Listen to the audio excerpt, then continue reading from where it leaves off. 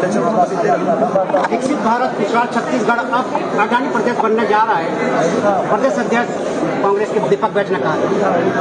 देखिए, तो आज यहाँ पर रुंगटा यूनिवर्सिटी में विश्व यूथ स्किल उत्सव का आयोजन किया गया था, जिसमें हम सभी लोग आमंत्रित थे। हमारे क्षेत्र के लोकप्रिय सांसद श्री विजय बघेल जी, हमारे विधायक श्री रिकेश सिंह जी, श्री हिल किथे का अंधा पाते बहरा जोहारे की क्या मतलब सोच भाई पूछत कुछ सवाल ला तब ते सवाल के रिलेटेड कुछ बताना भाई, झूठ बोल लेकिन कुछ तो बताओ अगर रिलेटेड। अब ते दूसरी क्लास के भी लेकर पूछबे बेटा 2 दूनी करना 4 की, अगर झूठ बोलना रही 3 की नहीं जाना तेरी 5 की दी, मतलब रिलेटेड बताई ना भाई।